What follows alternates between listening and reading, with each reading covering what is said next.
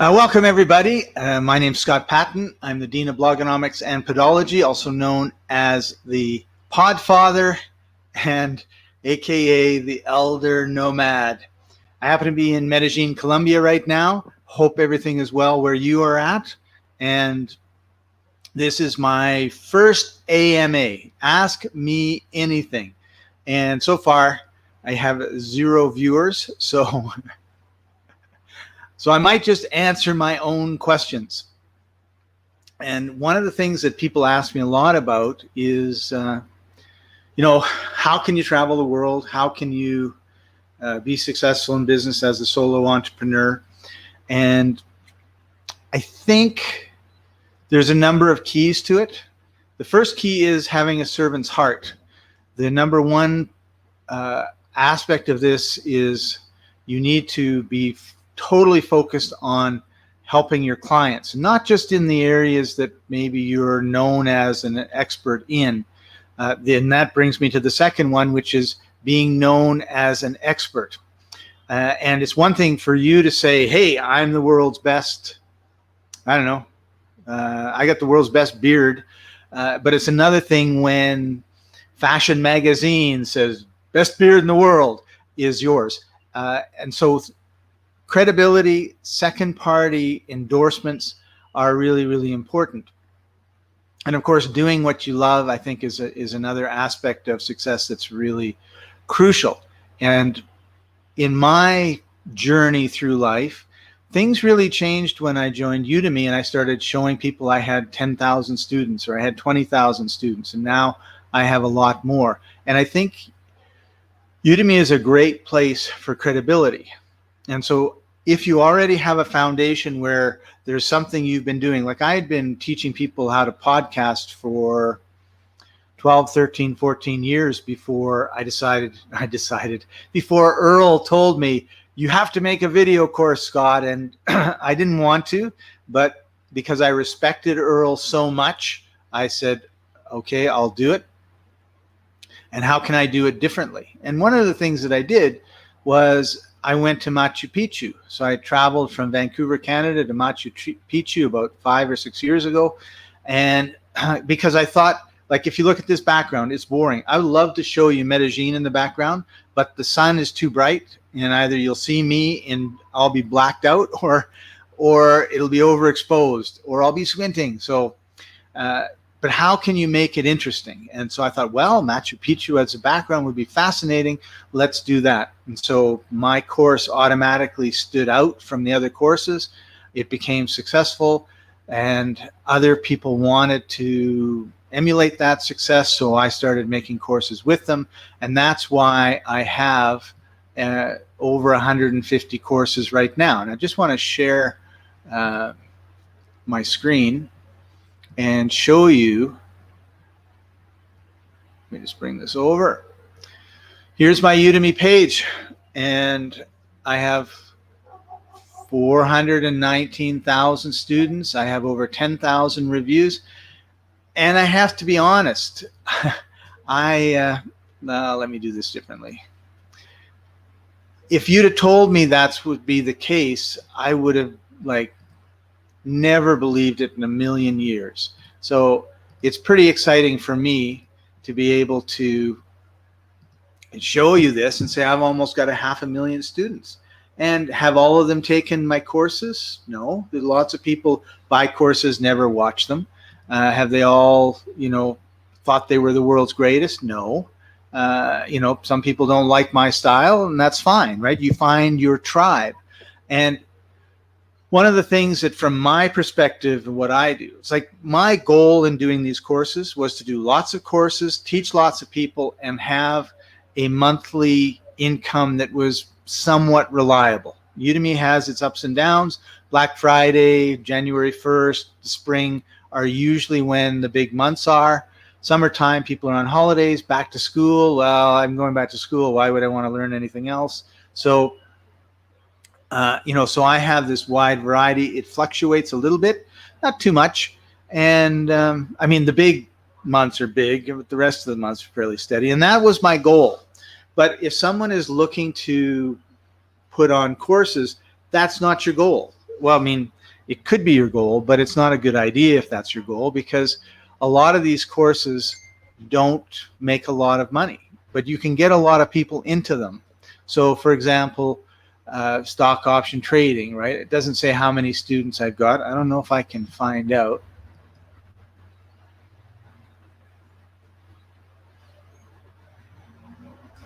$22,706 students.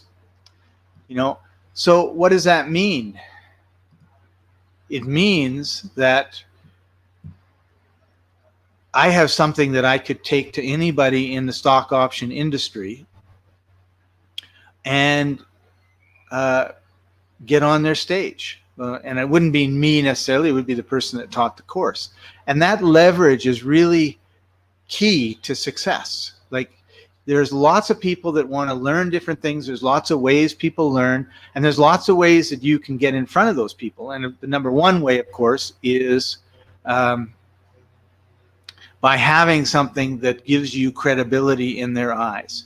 So you can go up to Mr. Stock Option Conference person and say, hey, I do I do courses on how to trade stock options. I have my own, in this particular case, I have my own software, and I'd love to get on your stage. I put together a presentation. I go on their stage. I present to, could be 10 people, could be 10,000 people, who knows, and I give them all a special coupon to my course. Now they're into my course. I have about 8 stock option courses, so I just email them every week or two, say, hey, if you like this course, you might like that course, and I get them all into it. Once they've taken all the courses, what's happened with this particular example is they go to wavesofprofit.com and they sign up to get a free trial of the software. So they've had 6, 7, 8, 9 hours of training on how stock options work and how my software works. And then they go and they want to try it out. Well, let's give you 30 days. And if you try it out with our coaching and you're not happy, God bless you, go our own ways.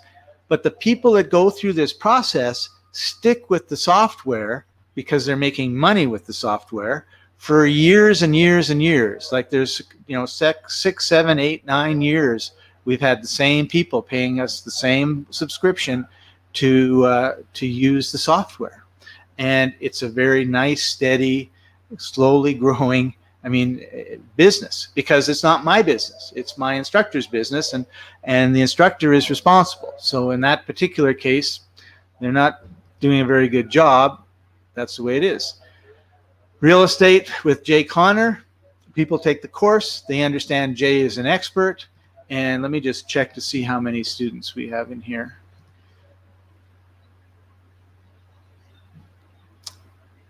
$15,579 students in that course. Not bad. So Jay gets on lots of stages and he can leverage that credibility. So the key to this, and also that's one aspect of it. The other aspect is people that take these courses and they finish it, then he's got an upsell. He's got a free 3-day event that he teaches you how to find money to do real estate deals. You go to the event, you get to know him, you get to know the people that work with him, you get to know his students, success stories, and you decide if that's good for you or not. And so he gets an upsell. People join his mastermind, his coaching program, and away you go. Before I forget, make sure that you like, share, subscribe, hit the bell so you don't miss any of my shows. And this is an Ask Me Anything session. So if you've got any questions, leave them in the comments. I'll see them and I'll do my best to answer them. All right. But for right now, I'm just going to talk a little bit about Udemy and how that works. Similarly, let's see, what other courses do I have in here? Applied Kinesiology. This is with Joan Kaler, and she has leveraged this. It has 14,000 students, right? So nobody wants her on the stage when she's got no students. Oh, Stan here has a question. No. So on the stock option software, the instructor does not manage clients' accounts. This is all a do-it-yourself. There's just way too much risk in taking $10,000, $50,000 from somebody, putting it into the options software, and then, well, and then what happens is something, a black swan event happens and everything goes the wrong way. Similarly,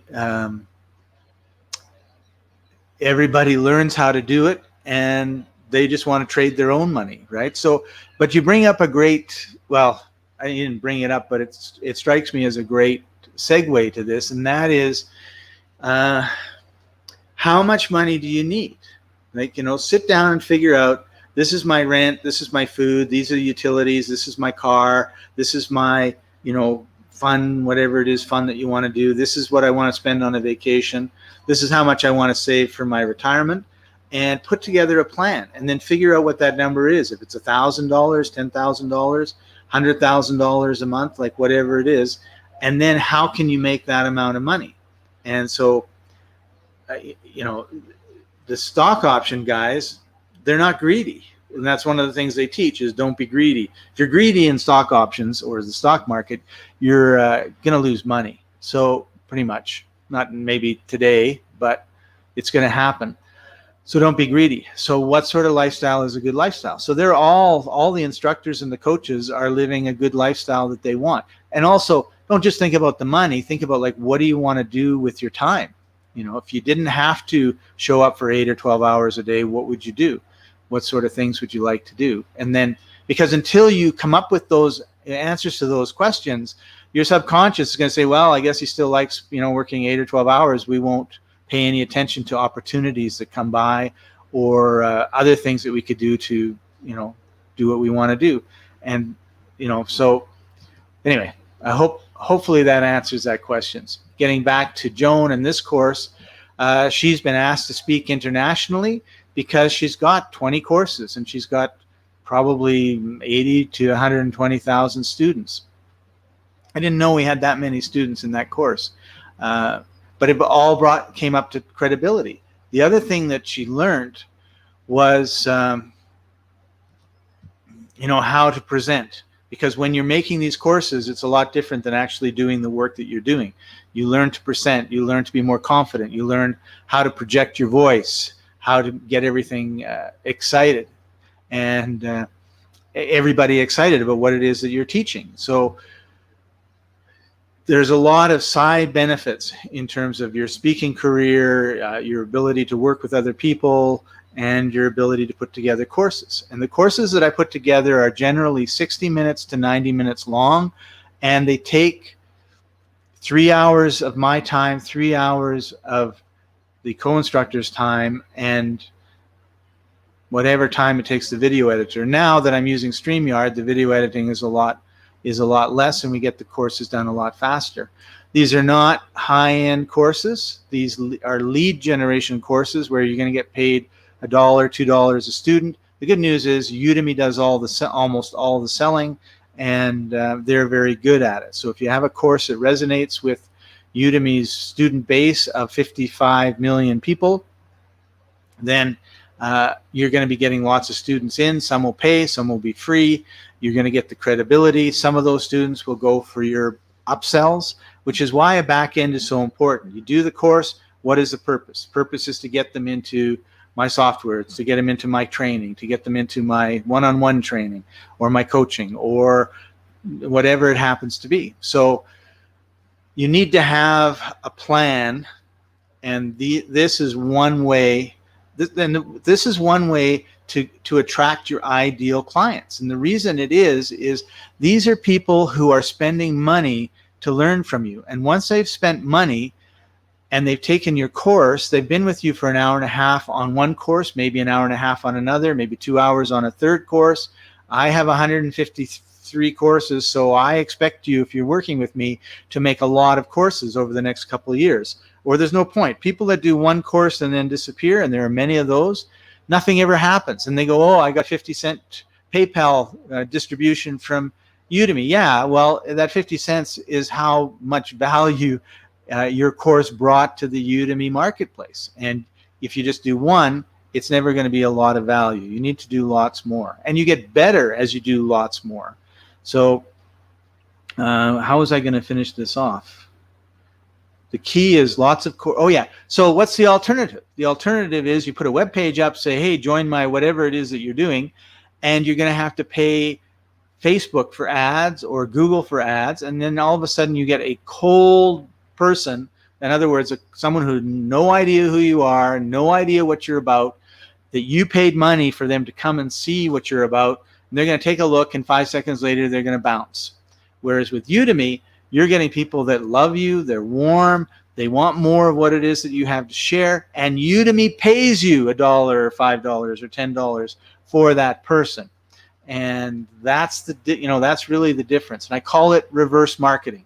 Instead of you putting out money, Udemy is paying you money. What did it cost you? 3 hours of your time. If you make a free ebook to give away or whatever, what's it going to cost you? It's going to cost you 10 hours of your time because nobody can make an ebook fast. So I really think that this is an awesome way for you to expand your business. Now I have a question from Hatham. I hope I said your name right. We're developing a mobile app for podcasts. Awesome. So we are adding some of the most known podcasts through RSS feeds since they're public. Do we still need to have the consent of the podcast owners, or are podcasts intrinsically free for distribution? Whoa, great question. So the best answer, and I hate to give this answer, is ask a lawyer about copyright.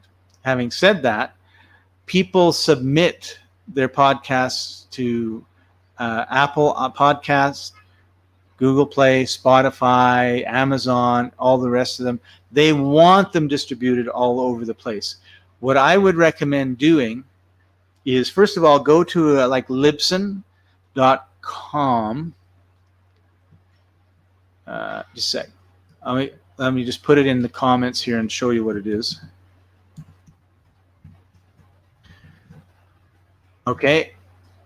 And I would go to Libsyn.com, and I would look at their terms of service, and I would make sure that you have those. I wouldn't copy it, but I would, look at those terms of services and say, okay, that's, those are the terms, right? And then what I would do is I would contact all of the podcasts that you're adding to your podcast app, and I would say to them, we're coming out with this new app. We would love to have you as one of our featured podcasts on the app. Please go to this page, fill out the form, and then you've got evidence that they want to be on. Even if they're already on, then you've got evidence that they would want to be on. And I would personally, well, I don't know if I should even say that. I mean, I don't want anyone coming back and saying, you said this and then something else happened. Like I said, I'm not a lawyer, but you're right in that podcast owners are always looking for places to distribute the app. But I would contact them and just say, hey, hit reply and say no if you don't want to be on our app. In the email, have a picture of your app and so they can see what it looks like. I would make a page for submitting your podcast, and I would send that to them too. So hopefully that answers your question. Stan, love having you on the show, buddy. Being an elder nomad traveling on the world, apart from your Udemy courses, podcasting, giving you passive income, what other source of income do you have? Great question. I have 5 clients that I look after very well.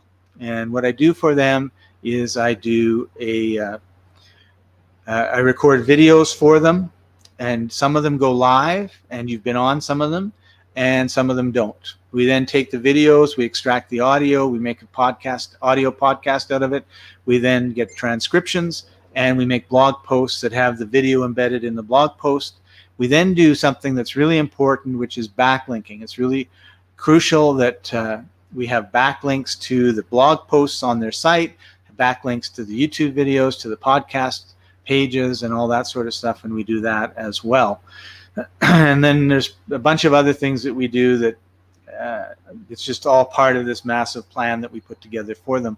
I only work with a small group of people who are amazing, that want to give back to society, that want to contribute to the world and make it a better place, and are wonderful people, because I have grown to a staff of, I think we're almost at 20 now in the Philippines and Colombia, working on things for our clients. And we're not a live stream group. I don't really even want to call us a company, as much as we are a problem solving group. So we always watch for problems that our clients have, maybe something that has nothing to do, could be an accounting, I need an accountant, but we try to solve their problems. And by being of service and solving their problems, they look after us.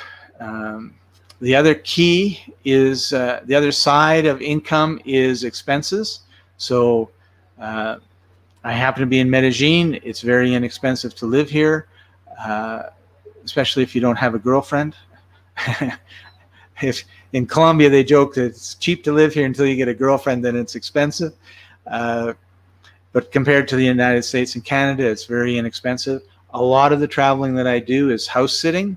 And even when I'm home and I could, stay with family or whatever, I like to house sit, because that's part of me being of service. It's a service to a small group, a family, and to their pets, which I love. And I've never had a pet. I don't think I ever want to have a pet, but it's sure nice knowing that I can go home to Mission, Canada, and look after Nero. It's a beautiful black poodle.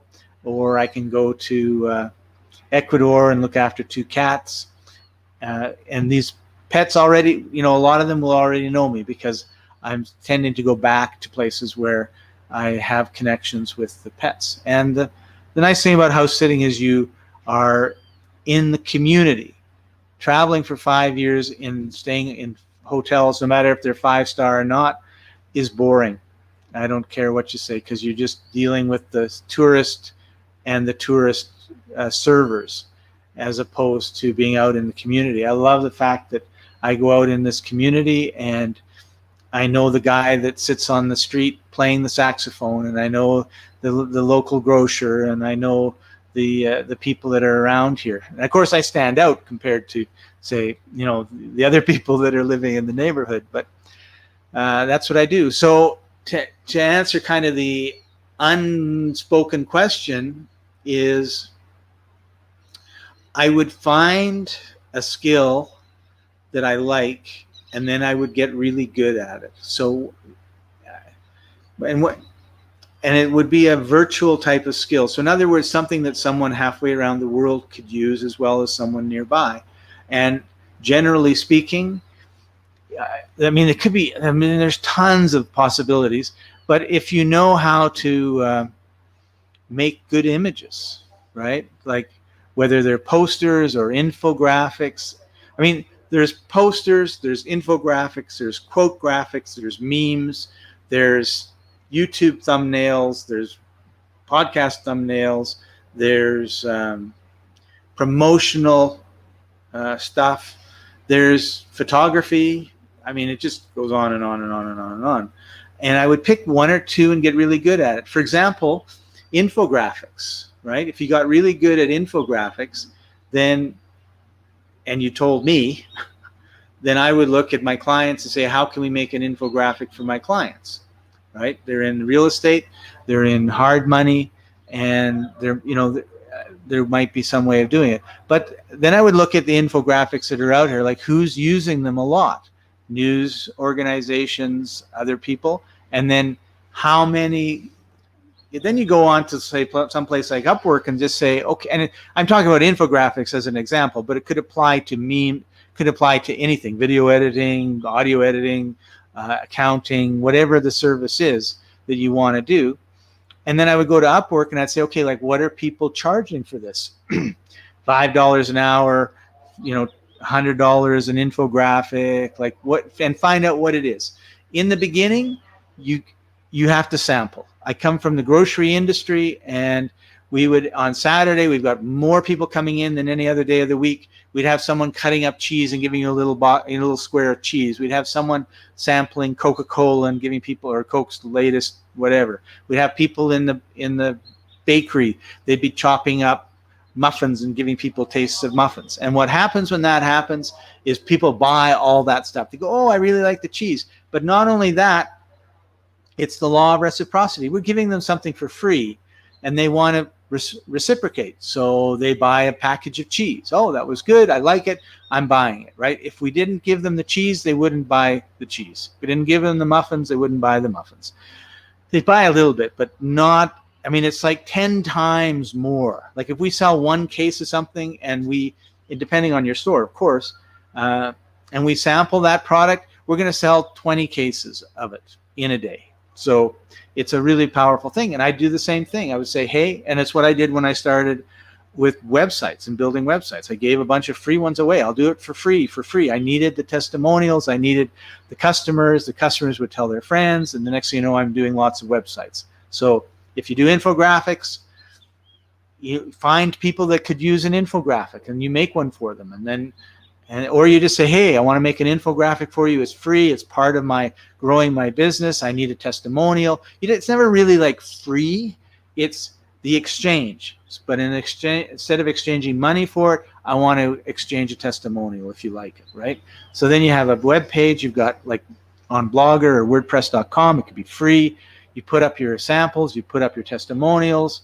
And then you have something that you can send people to. And places like Upwork, you can make a profile and you can sell them there. But that's a low cost. Like those people expect cheap, right? But it's good that you have a place to start. And if they're paying you instead of going for free, that's better. You build up your portfolio, and then you're looking for companies and small businesses that could use your infographics. And then, by this time, you know it very well. You know how to put them together. You know how to guide your client through the information that you need to put into it, and away you go. So that's, when I started out, I just started out teaching people how to turn on their computer. And after a while, I taught them how to use Word and Excel and PowerPoint. And then they said, hey, I need a website. Can you do that? They asked me if I could do it because they liked me. And I said, sure. I didn't know how to do it, but I learned, and then I started making them websites. And I think back, and it was like, oh, such bad websites. But the technology was bad too. So now it's easy to make websites. Just use a theme on WordPress and you're pretty much set. And then it was like, how do you get traffic? And I figured that out. How do you use email? I figured that out. How do you, and it just went on and on and on. So I kept answering the questions that my clients and the people around me had. And that's what you need to do. But it comes from having a servant's heart, as my good friend Jay Connor always likes to say. So thank you for the question. And if you have any other questions, anybody, just leave them in here, because this is my AMA. Oh, I got to take a short break. I get lunch sent, and it looks like it's early. So I'll be right back.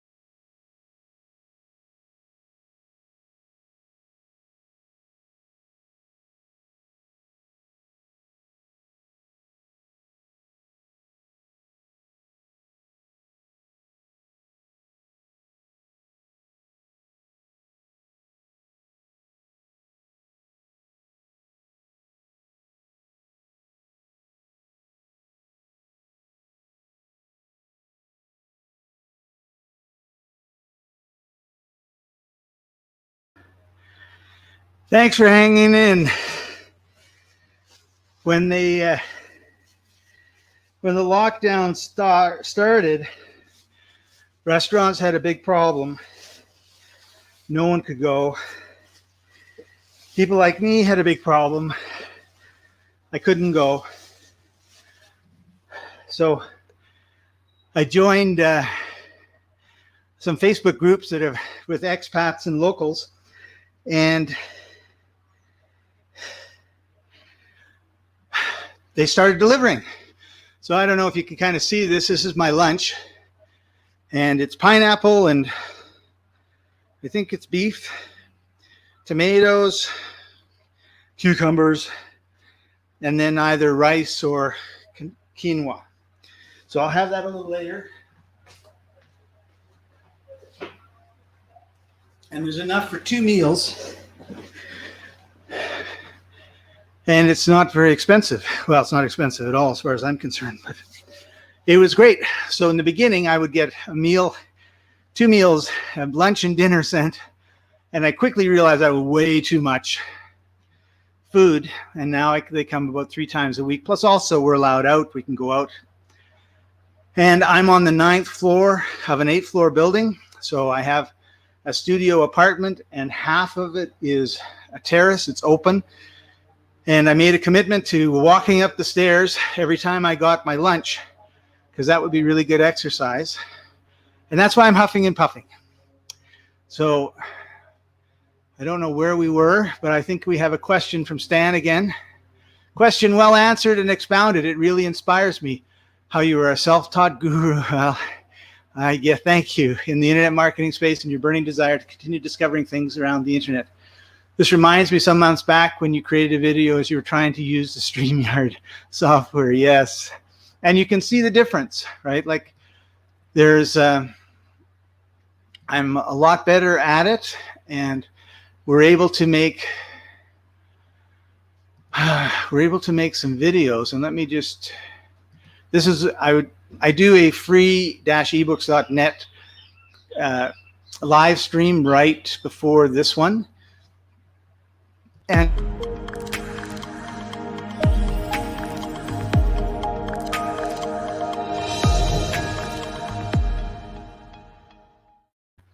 so that's the introduction that I use for them. And of course, the shoemaker's children never have any shoes, and that's the same with me. I've made lots for different clients, and I have yet to make any for me.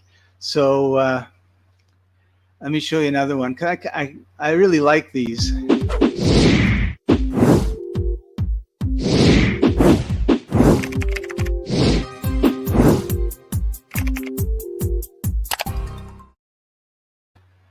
So it can be a lot of fun. And that's one of the big changes that's occurred is the technology has gotten so good that you don't need to be necessarily a graphic designer to make, or a editor, or have a $10,000 set of, equipment in order to make things. In fact, I often joke that the technology used by the Beatles in the 60s to make their albums is less than the technology like we have in our phones these days or our watches. So the technology makes a lot of this stuff really easy to do. And it's easy to do, like everything is easy to do after you've done it 100 or 300 times. So it requires that practice. It requires, working at it, dedicating yourself and your skills. But when I look at how much time we waste on video games, how much time you waste on video games. But if you're really good at the video games, you can do courses and classes and live streams on your video games and make a fortune, right? So but most people, they play it for 10 or 20 minutes a day and do that like 6 or 7 times during the day. They don't really get that good at it. They don't study it. It's a way for them to turn their mind off and numb themselves. And if they'd taken that same time and they learned a skill, then they would be way ahead of the game. And the thing is 2025 is going to come here regardless of whether you spend all your time drunk on a beach, numbing your mind, doing a whole bunch of different things that you don't care about, or you spend it focused on learning a skill that you can then use to change your financial situation. And those friends of mine like Stan who are in countries where it's, you know, it's hard. Life is hard here in Colombia for many people. But, you know, everybody has some sort of access to the internet, and they have a phone that they can watch things on and they can learn. And then it's a matter of finding, you know, if you are in a position where you have nothing, but you learn a skill, then the trick is to find a partner who will work with you and help you to turn that into a business that produces income for you. And there's lots of people talking about microloans and those sort of things. And the reason microloans work is the people that borrow the money pay it back, and they borrow more and they pay it back, and they borrow more and they pay it back, and they're able to buy product and sell the products, and or whatever their business is. So you're not alone is what I'm saying, and you just need to be able to find people who can help you with that. So as I don't have any questions or any more questions, I'm going to be stopping soon. Oh, no, I have to stop now. I have to stop now because I have another live stream starting in 15 minutes, and I usually get there 10 minutes early. I apologize for the break that I took, and I appreciate those of you that stayed. Leave a comment if you learned something, if you want me to do more of these. Typically this time of day I try and get a guest, but this is my giving back, and if nobody wants me to, I don't mind not doing it. And make sure that you like, share, subscribe, hit the bell. You'll always be notified. And I'm Scott Patton. Thank you very much for joining us, everybody. I look forward to seeing you next time. Bye-bye.